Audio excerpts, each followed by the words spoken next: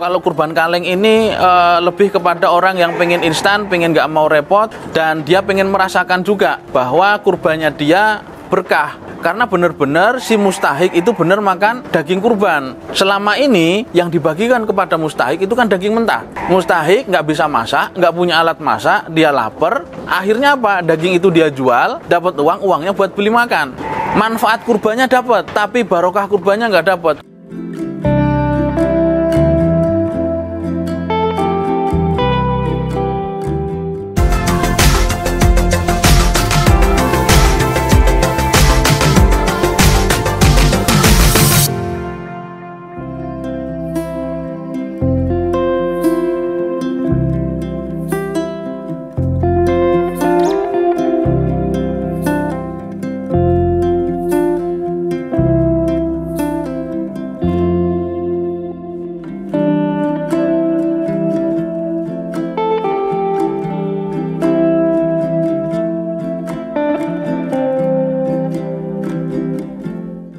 Assalamualaikum warahmatullahi wabarakatuh. Perkenalkan, nama saya Muhammad Afnan. Saya owner dari CV Mitra Tani Farm, di mana MT Farm ini bergerak di bidang peternakan, terutama domba, kambing, dan sapi. Peternakan kami terletak di Desa Tegalwaru, Ciampea, Kabupaten Bogor.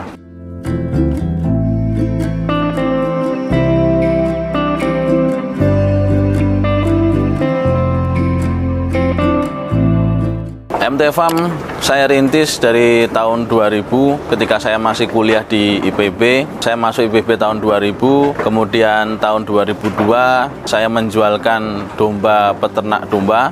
Jadi mereka curhat minta tolong dijualin di musim kurban, maka saya jualin.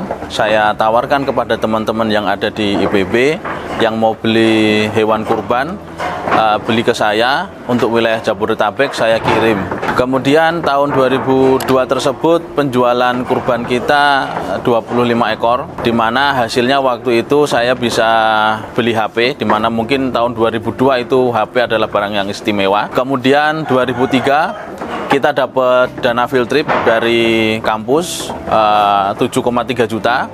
Nah, saya gunakan untuk penggemukan domba karena kita nggak punya kandang, jadi kita justru malah disuruh menggunakan fasilitas kampus. Kita pakai kandang Vapet, kita penggemukan di situ. Total penjualan di tahun 2003 tersebut 86 ekor domba. Kemudian dana field trip itu 7,3 jadi 10,5. Nah, 2004 kita lulus kuliah. Kemudian kami beli tanah 800 meter persegi. Waktu itu harga 45 juta. Kita bangun kandang kapasitas 100 ekor. Penggemukan, penjualan di kurban 2004 penjualan kita 150 ekor. Kemudian 2005 kita perbesar kandang. Penjualan di 2005 itu sebesar 750 ekor. Kemudian di 2006 1.500, 2007 2.500 ekor, 2008 sampai 2010 rataan 2000, 2011 sampai kemarin 2020 itu antara 1.000 sampai 1.500 ekor domba. Ya, itu sedikit sejarah dan data penjualan kurban kita di tiap tahunnya. Di MT Farm ada 3 jenis ternak, domba, kambing, dan sapi. Kapasitas kandang domba dan kambing kita 1.000 ekor. Kemudian kapasitas kandang sapi kita kurang lebih di 100-an ekor.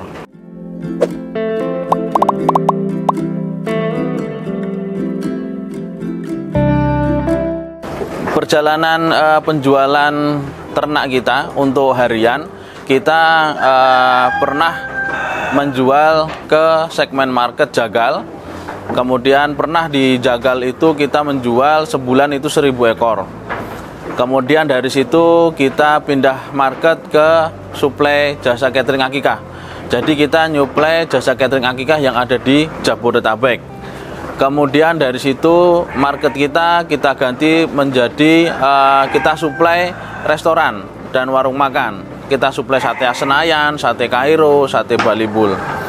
Nah, kemudian dari situ kita rubah lagi market kita fokus kepada penjualan kurban, dan yang hariannya kita fokus penjualan ke produk makanan kaleng. Jadi kita bikin produk makanan kaleng itu ready to eat, tanpa bahan pengawet, tahan 3 tahun, uji labnya di IPB, ada 9 varian. Ada rendang, kari, tongseng, gulai, sop semur, bahkan ada juga nasi kebulinya.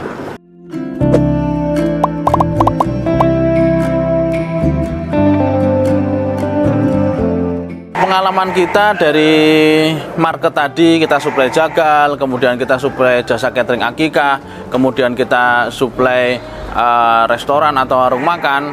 Ini kita memiliki beberapa kendala. Yang pertama, harga yang mereka minta itu kita ditekan, harganya murah. Efeknya kita suplai betina kepada mereka karena harga betina di pasaran lebih murah dibandingkan jantan.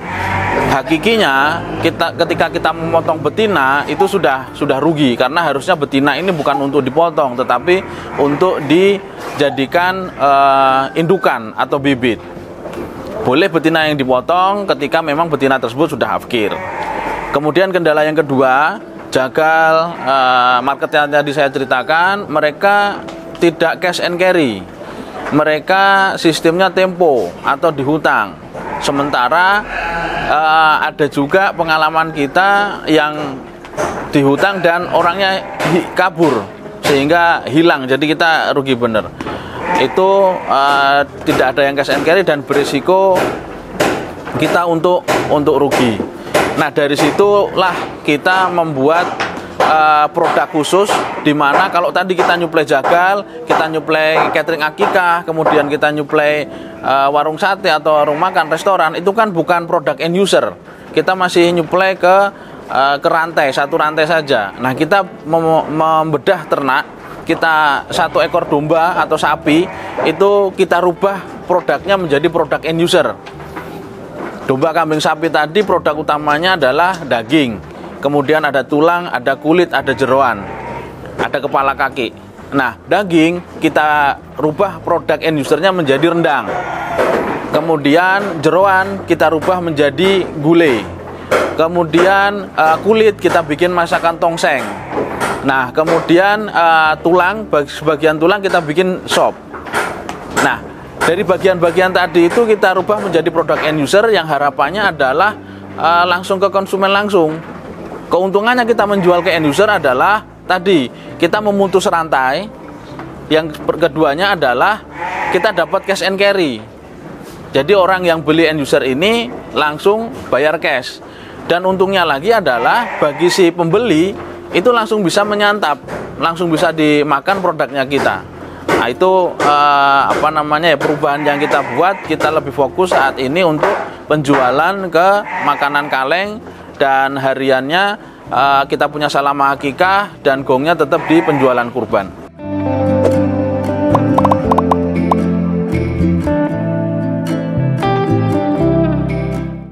Data kita untuk market penjualan atau permintaan ternak domba kambing itu kita pernah survei Jalan Raya Puncak dari perapatan Ciawi sampai Masjid At-Ta'awun, itu kurang lebih 25 km. Itu ada banyak tukang sate. Ada sate Kodir, sate Sinta, sate PSK, sate Haji Zainal, Haji siapa.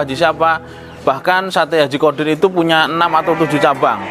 Kemudian ada pernah kita jualan di Ciburial atau warung kaleng, itu di mana kompleks orang Arab yang tiap hari mereka minta kambing guling.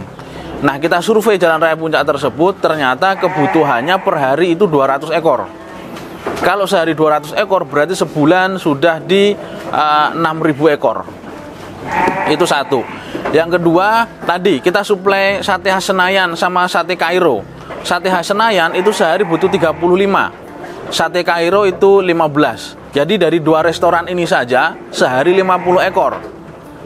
Sementara sebulan berarti 1.500 ekor.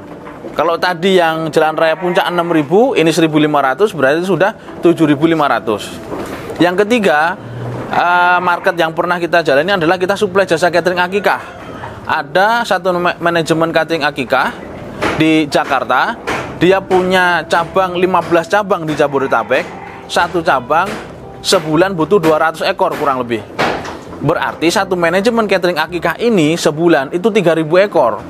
Kalau tadi kita jumlah Jalan Raya Puncak 6.000 sebulan, kemudian 2 restoran 1.500 berarti 7.500, ditambah jasa catering akikah ini 3.000 berarti sudah 10.500 per bulan. Hanya untuk 3 market yang saya tahu, dan itu hanya lingkupnya hanya di wilayah Jabodetabek. Belum market-market yang lain, belum mungkin catering akikah yang lain, mungkin warung sate yang lain, atau mungkin restoran yang lain. Tentunya masih banyak peluangnya. Kemudian sedikit lagi, kita pernah suplai permintaan untuk Kalimantan. Untuk akikah di Kalimantan kita pernah suplai itu sebulan itu 1.000 ekor kebutuhannya untuk wilayah Kalimantan. Kemudian Medan itu minta disuplai dari kita sebulan kurang lebih 700 ekor. Ini data-data mungkin yang bisa kita, ini data real yang kita terima, yang kita yang diminta ke kita, orang minta ke kita, yang bisa saya share ke teman-teman. Dan juga ada yang permintaan dari luar negeri, Malaysia, Abu Dhabi, Riyadh, sama Arab Saudi. Itu minta ke kita per bulan 1.000 ekor. Jadi buru-buru kita ngurusin yang permintaan luar negeri 1.000 ekor per bulan. Yang dalam negeri ini saja belum bisa kita terpenuhi. Bahkan kalau boleh kita bilang, antara supply dan demand itu selalu berbanding terbalik. Demand itu selalu bertambah. Demand selalu bertambah, sementara supply itu malah bisa dibilang berkurang. Kenapa berkurang? Karena betina-betina itu dipotongin, kemudian peternak semakin nggak ada. Jadi kalau ada ternak, itu pun harganya mahal, tapi juga buat rebutan. Nah, ini PR bagi kita teman-teman peternak untuk ya mari ayo kita beternak domba. Karena dilihat dari peluangnya dengan data yang kita punya tadi sangat-sangat besar sekali kebutuhannya dan sangat kekurangan.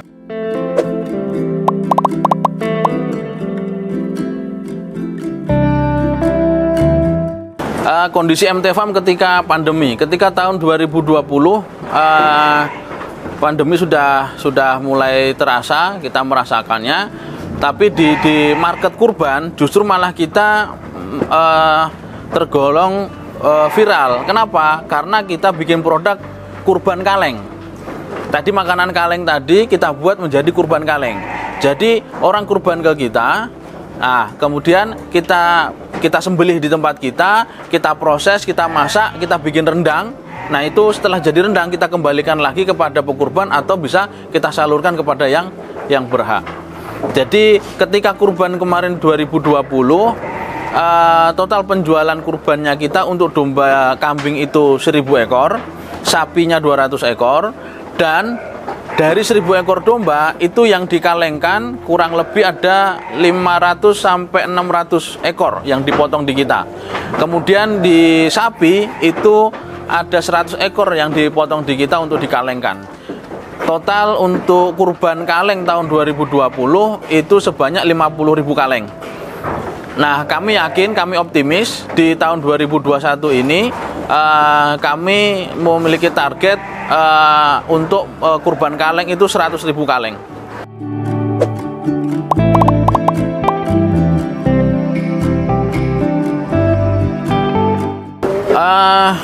Kami MT Farm memiliki rencana, kita ingin membangun peternakan domba.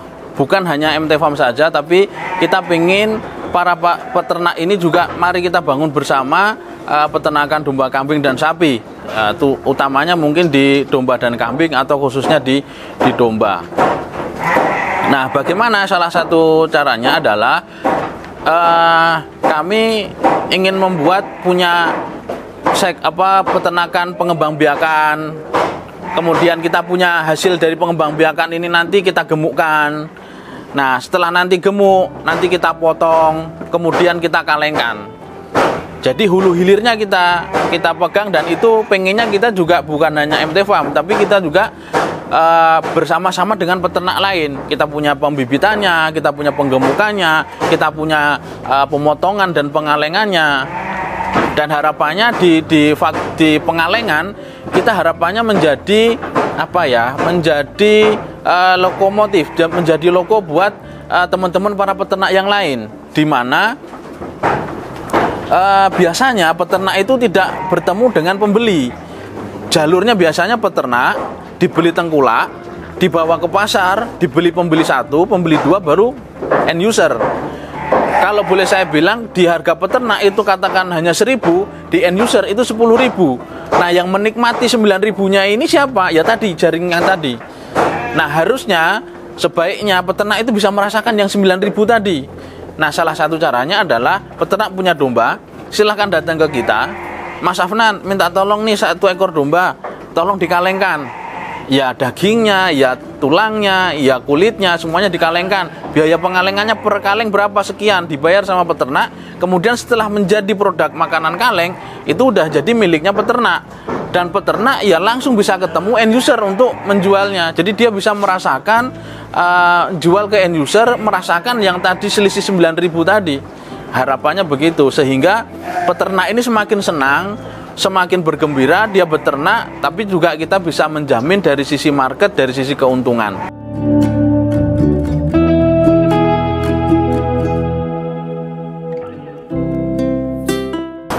Baik, bagi yang berkeinginan untuk berkurban, silahkan bisa bekerja sama dengan MT Farm. Kami insya Allah bisa menjadi solusi bagi pekurban, di mana produk-produknya kita harapannya menjadi solusi. Ketika pengen produk hidup, ternak hidup, kita punya produk ternak hidup. Kemudian kalau ingin, Mas bisa nggak kurbannya sekalian dipotongin? Bisa. Bahkan sekalian dibungkusin bisa, Mas. 1 ekor domba atau 1 ekor sapi jadi sekian bungkus bisa. Kita siap melayani. Kemudian sampai dibikin kurban kaleng. 1 ekor domba jadi 30 kaleng. Nah itu kalau kurban kaleng ini lebih kepada orang yang pengen instan, pengen nggak mau repot, dan dia pengen merasakan juga bahwa kurbannya dia berkah. Kenapa berkah? Karena benar-benar si mustahik itu benar makan daging kurban. Selama ini di lapangan kita melihat yang dibagikan kepada mustahik itu kan daging mentah. Mustahik nggak bisa masak, nggak punya alat masak, dia lapar. Akhirnya apa? Daging itu dia jual, dapat uang, uangnya buat beli makan. Manfaat kurbannya dapat, tapi barokah kurbannya nggak dapat. Kenapa? Karena dagingnya bukan daging ternak yang kurban tadi yang dimakan sama dia. Sementara kalau dengan kurban kaleng, benar-benar daging sembelihannya ya memang dari ternak yang Bapak Ibu pilih di MT Farm. Kemudian kita potong di sini, bahkan kita motongnya live streaming. Jadi Bapak nggak perlu repot, bisa lihat di YouTube. Kemudian langsung kita olah, dikalengkan. Dan ketika sudah menjadi kaleng, rendang kaleng, mustahik tinggal buka langsung dimakan. Sehingga lebih berkah, dia benar-benar makan daging kurbannya. Kemudian ada lagi produk kita, kurban di Flores. Jadi kita bagi teman-teman yang ingin berkurban dan ingin menghidupkan wilayah-wilayah mungkin minoritas atau mungkin wilayah-wilayah yang ya di Flores ini kan cukup ya secara ekonomi mereka banyak yang kekurangan ya. Itulah kenapa kita menginikan di Flores. Jadi bisa kurban langsung di sono.